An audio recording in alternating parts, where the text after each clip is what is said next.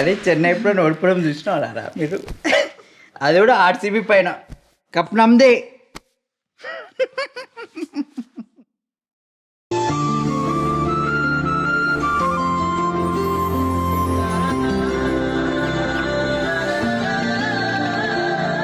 నాకు పిల్లల మీద కోపం ద్వేషం లేవు సులోచన. పాపం వాళ్ళ తప్పు లేదు. తులసి వనంలో పెరిగినా సరే గంజాయి మొక్క మారదు.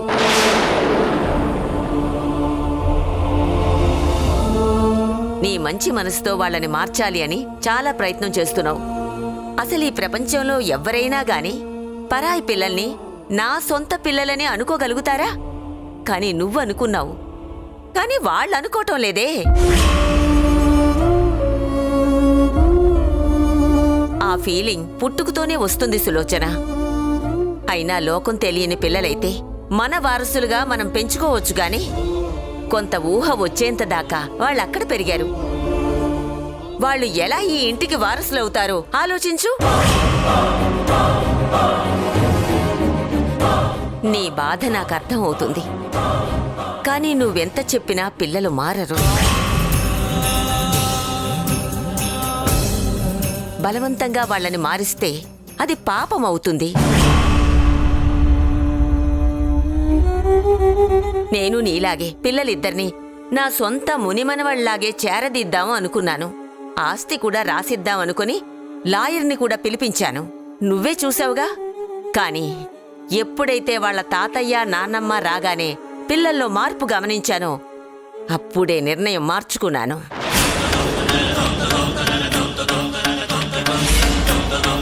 ఇప్పుడు చెప్తున్నాను సులోచన, రాసి పెట్టుకో. ఏదో ఒక రోజు వాళ్ళు ఖచ్చితంగా ఆ ఇంటికే వెళ్తారు. ఇప్పుడంటే రెక్కలు రాలేదు, కానీ రెక్కలు వచ్చాక ఎవ్వరూ ఆపలేరు.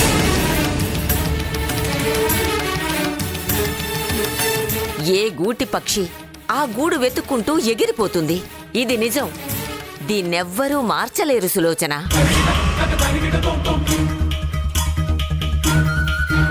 అందుకే చెప్తున్నాను, మన వంశం ఇంతటితో ఆగిపోకుండా ఉండాలి అంటే మనకో వారసుడు కావాలి.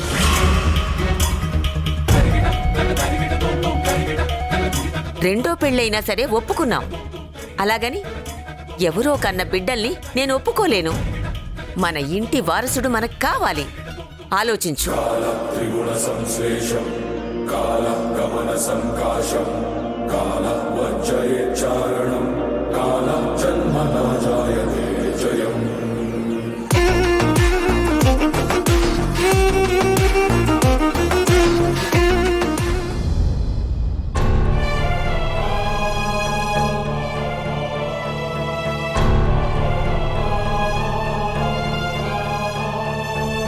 ఆయనకి గోత్రం ఏమని చెప్పావు? ఆత్రేయ గోత్రం. మన గోత్రం అది కదే. ఆత్రేయ గోత్రం అని నీకెవరు చెప్పారు? తాతయ్య. మీ తాతయ్య పని కట్టుకుని మీకు చెప్పి వెళ్ళాడా?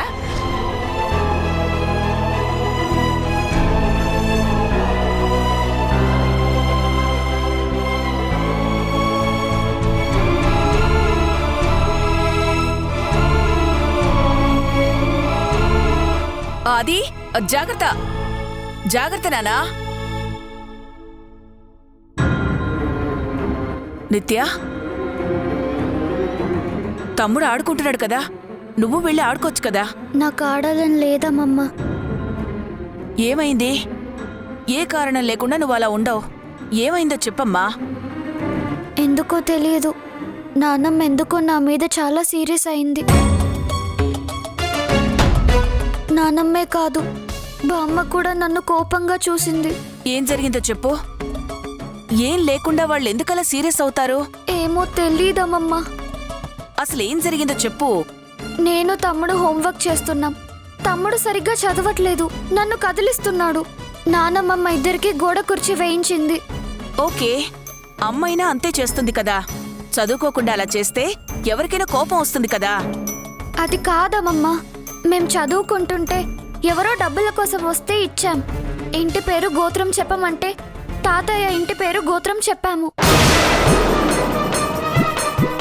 అది ఇది విన్నాక నాన్నమ్మకి బామ్మకి కోపం వచ్చింది. నువ్వలా చెప్పడం తప్పే కదా నిత్య. తప్ప? అవును. ఇప్పుడు నువ్వెక్కడుంటున్నావు? ఇక్కడే. నువ్వు నాన్న అని ఎవరిని పిలుస్తున్నావు? స్పైడర్ మ్యాన్ని. సులోచన గారిని నానమ్మ అని పిలుస్తున్నావు కదా. అవును. మరి ఇక్కడుండి నందుని నాన్న అని పిలిచి వాళ్ళమ్మగారిని నానమ్మ అని పిలిచి మరి ఎవరో ఈ ఇంటి పేరు గోత్రం చెప్పమంటే ఈ ఇంటి పేరు గోత్రం చెప్పాలి కాని సత్యమూర్తి తాతయ్య వాళ్ళ ఇంటి పేరు గోత్రం చెప్పకూడదు కదా. అదేంటి? అంతకు ముందు మేము అలాగే చెప్పేవాళ్ళం కదా. అప్పుడు వేరు ఇప్పుడు వేరు నిత్య. మీ అమ్మ ఇప్పుడు ఎవరి భార్య? స్పైడర్ మ్యాన్ భార్య, అంటే ఈ ఇంటి కోడలు. మీరు కూడా ఈ ఇంటి పిల్లలే కదా. కాబట్టి మీరిక ఈ ఇంటి పేరే చెప్పాలి. నానమ్మ మిమ్మల్ని ఎంత బాగా చూసుకుంటుంది. మీకు ఏది కావాలంటే అది ఇస్తుంది. అలాంటప్పుడు మీరు ఈ ఇంటి పిల్లలయ్యుండి అలా చెప్తే కోపం రాదా చెప్పు? వస్తుంది. అందుకే నానమ్మకి కోపం వచ్చింది. మీరు చేసిన తప్పేంటో మీకు అర్థమైంది కదా. అర్థమైందమ్మమ్మ. వెంటనే వెళ్ళి నాన్నమ్మకి సారీ చెప్పేసి వస్తాను. ఆది, ఇలా రా. మనం వెళ్ళి నాన్నమ్మకి సారీ చెప్పాలి, పద.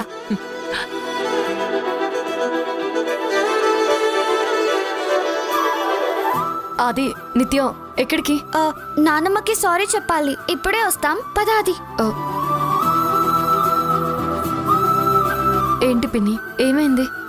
ఏం లేదులే, దాని సంగతి తర్వాత కానీ ఇదిగో కిట్ తెచ్చాను, వెళ్ళి టెస్ట్ చేసుకో.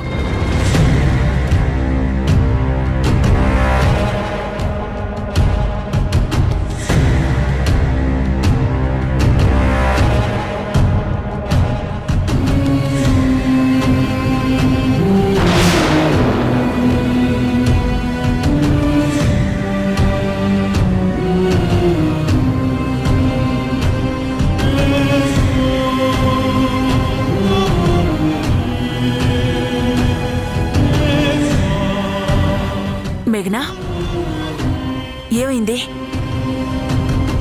నెగటివ్ వచ్చింది పిన్ని.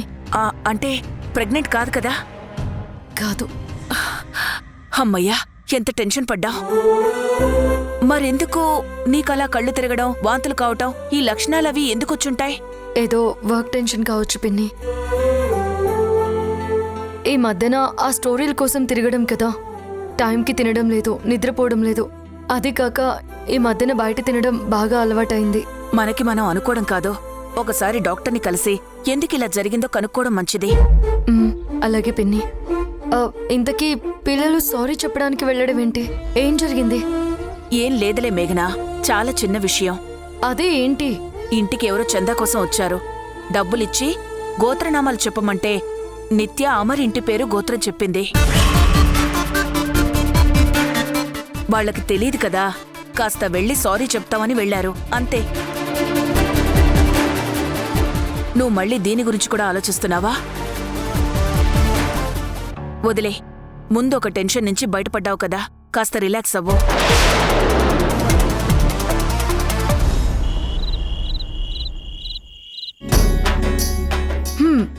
ఏంటి రిపోర్టర్ గారు, ఏం చేస్తున్నారు? మీరేంటి రిపోర్టర్ గారు, ఈరోజు మంచి మూడ్లో కనిపిస్తున్నారు, ఏంటి విషయం?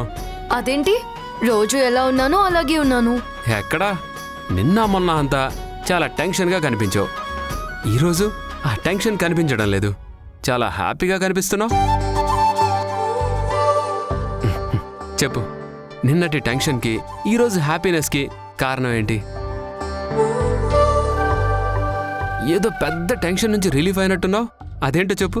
నువ్వు నన్ను బాలే అబ్జర్వ్ చేస్తావు నందు. నాలో చిన్న తేడా వచ్చినా నీకు తెలిసిపోతుంది కదా. మరి నా బెటర్ హాఫ్ గురించి ఆ మాత్రం తెలుసుకోలేకపోతే ఎలా?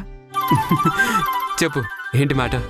నిజంగానే ఒక విషయంలో కాస్త రిలీఫ్ వచ్చింది నందు. ఏ విషయంలో? అది నీకెలా చెప్పాలి?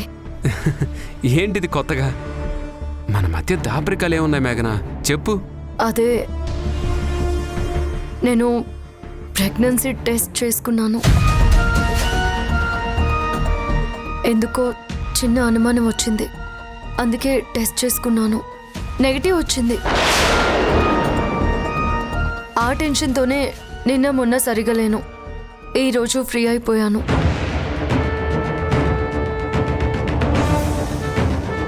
ఏంటి నందు, ఏమైంది? ఎందుకలా అయిపోయావు? నాకెందుకు చెప్పలేదు మేఘన? అంటే అది ఇది నీ ఒక్కదాని ఇష్యూ కాదు కదా, నాకు తెలియాలి కదా. అలాంటి సిమ్టమ్స్ అనిపిస్తే నాకో మాట చెప్పాల్సింది. అంటే అది నీకు చెప్తే ఏ నాకు చెప్తే నేను ఎలా ఫీల్ అవుతానో అనుకున్నావా? 2 రోజుల నుంచి నువ్వు టెన్షన్ పడితే నాకెలా ఉంటుంది చెప్పు? నేనున్నదెందుకు? నీతో పాటు బాధ, కష్టాన్ని, సంతోషాన్ని, దుఃఖాన్ని షేర్ చేసుకోవడానికే కదా. నువ్వొక్కదానివే ఎందుకు టెన్షన్ పడ్డావు? అంటే అది చెప్పాలనే అనుకున్నాను, కానీ చిన్న భయం వేసింది. భయమా? ఏం భయం? అదే ఒకవేళ అది పాజిటివ్ అయితే. పాజిటివ్ అయితే? అదే నందు, అసలు నువ్వు ఏమనుకున్నావో చెప్పు మేఘన.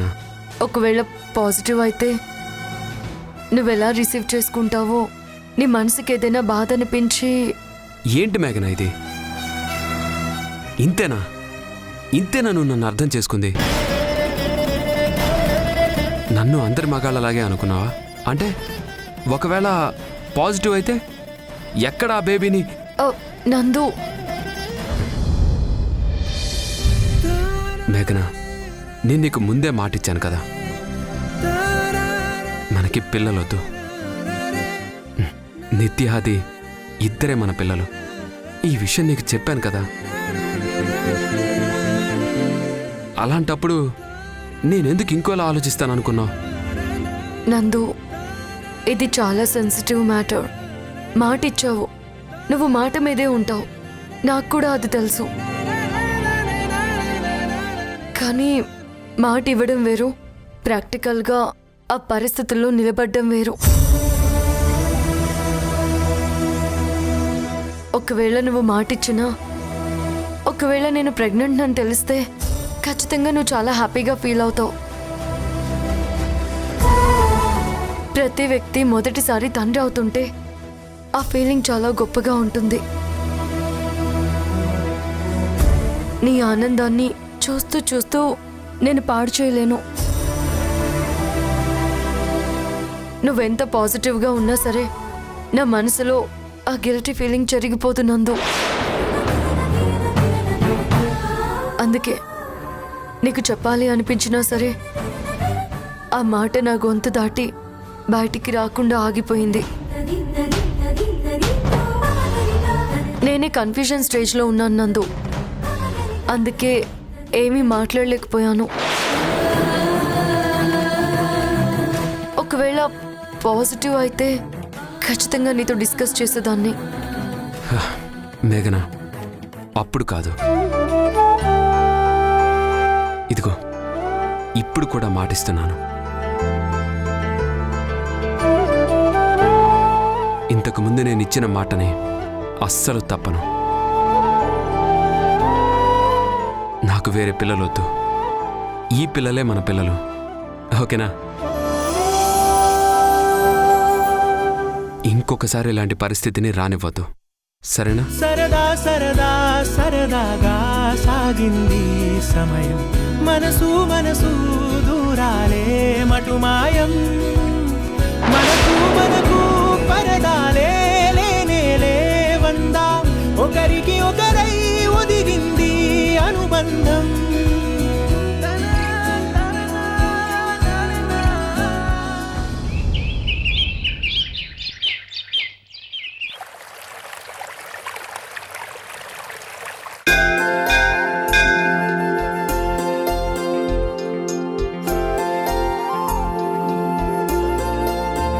ఓం హిరణ్యవర్ణాం హరిణీం సువర్ణరజతస్రజాం చంద్రాం హిరణ్మయీం లక్ష్మీం జాతవేదోమవావహ తామ్మ ఆవహ జాతవేదో లక్ష్మీం అనుపగామినీం యస్యాం హిరణ్యం విందేయం గామశ్వం పురుషాణం అశ్వపూర్వాణం హస్తినాథప్రబోధిని.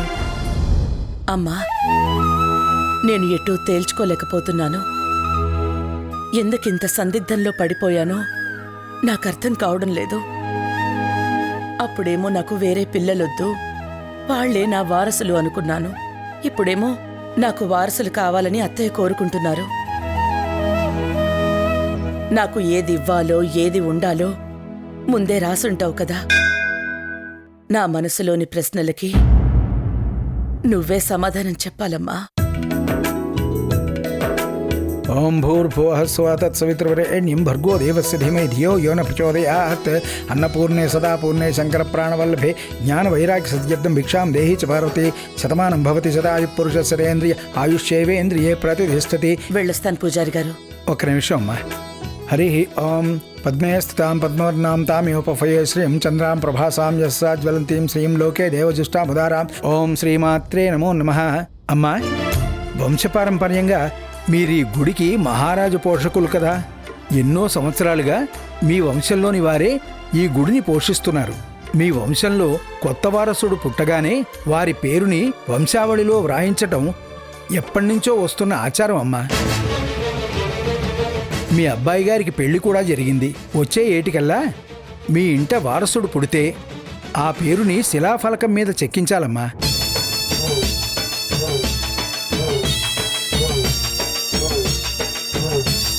ఈరోజు అమ్మవారికి కళ్యాణం జరిపించాము. అమ్మవారికి అలంకరించిన పుష్పాన్ని మీ చేతికి ఇస్తున్నాను. దీన్ని తీసుకుపోయి మీ పూజా మందిరంలో పెట్టండమ్మా. అంతా మంచే జరుగుతుంది.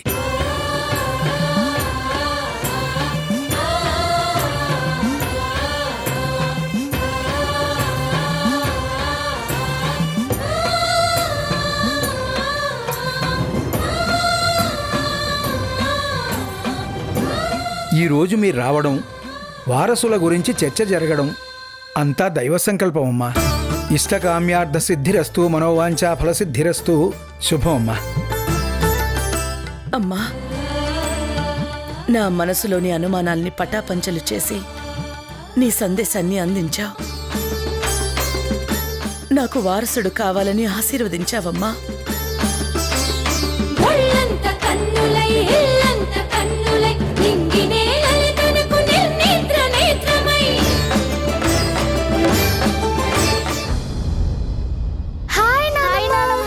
ఎలా ఉన్నారు? ఎలా ఉన్నావు? బాగున్నాం. మీరు ఎలా ఉన్నారు? ఎప్పుడు వస్తున్నారు? వస్తాంలే గాని నువ్వు అల్లరి చేయకుండా బాగా చదువుకుంటున్నావా?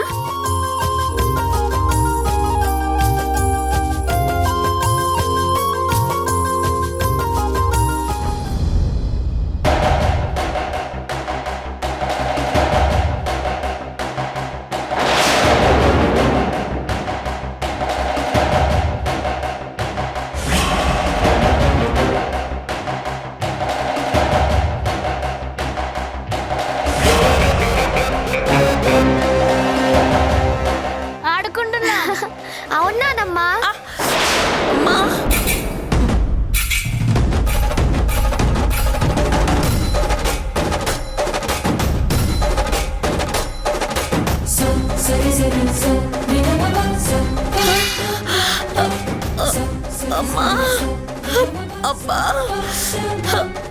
నిత్య, ఆది, నిత్య,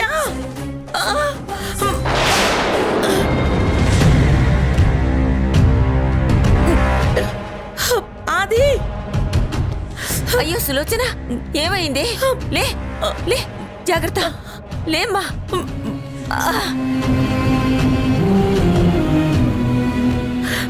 రా రా, మెల్లగా.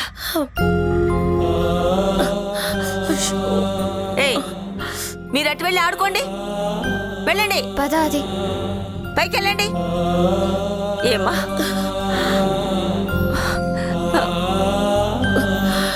ఏమ్మా, బాగా నొప్పిగా ఉందా?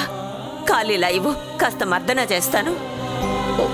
వద్దత్తయ్య, కొంచెం సర్దుకుందిలేండి, పర్వాలేదు. ఏమైందమ్మా? క్రాంప్స్ వచ్చి కాలు కదలట్లేదు. ఉన్న చోటే అలా కూలబడిపోయాను. మరి ఎవరినైనా పిలవాల్సింది కదా. పిల్లల్ని పిలిచాను. చేతిలో ఉన్న పూల సజ్జ ఇద్దామని పిలిస్తే ఇద్దరిలో ఎవరూ పలకలేదు, పట్టించుకోలేదు. ఎలా పట్టించుకుంటారు? అవతల ఫోన్ మాట్లాడేది ఎవరు? నాన్నమ్మ, తాతయ్య. ఇంకేం పట్టించుకుంటారు? వీళ్ళిప్పుడే ఇలా ఉన్నారు అంటే ఇక ముందు ముందు ఎలా ఉంటారో. అసలు నిన్ను పట్టించుకుంటారంటావా? రోజులెప్పుడూ ఒకేలా ఉండవు. రేపు పెద్దయిన తర్వాత వీళ్ల బుద్ధులు మారవంటావా? కన్న తండ్రి మీద ఉండే ప్రేమ మారు తండ్రి మీద ఉంటుందా? నీ మీద ఉంటుందా? ఆలోచించు. వీళ్ళని నమ్మి ఆస్తిపాస్తులు వీళ్ల చేతిలో పెడితే రేపు నమ్మించి ముంచారే అనుకో, అప్పుడు ఏం చెయ్యాలి? మనల్ని తీసుకుపోయి ఏ వృద్ధాశ్రమంలోనో చేర్పిస్తే మన గతి ఏం కాను? అదే మన మనవళ్ళైతే రక్త సంబంధం కాబట్టి ఒకప్పుడు కాకపోతే ఒకప్పుడైనా అయ్యో మా నాయనమ్మే అనుకుంటారు. వీళ్ళు అనుకుంటారా? ఎంతైనా మనకి వారసులు కావాల్సిందే.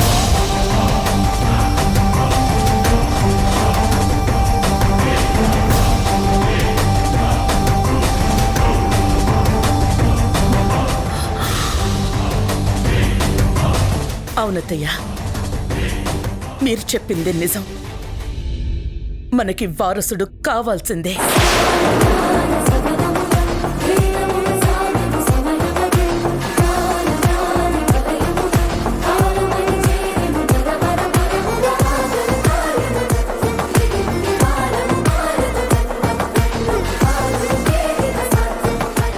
అందరూ మదర్స్ డేకి అన్నీ ఇచ్చారు, మరి నువ్వేం ఇవ్వవానందు? నువ్వు అడుగమ్మా, నీకు ఏం కావాలంటే అది ఇస్తాను. ఇద్దరూ నేను అడిగింది ఇస్తానని మాటివ్వండి. ఇదిగో మాటిస్తున్నావు. చెప్పు, నీకేం గిఫ్ట్ కావాలి? మీరిద్దరూ కలిసి నాకు ఒక మనవణ్ణివ్వాలి.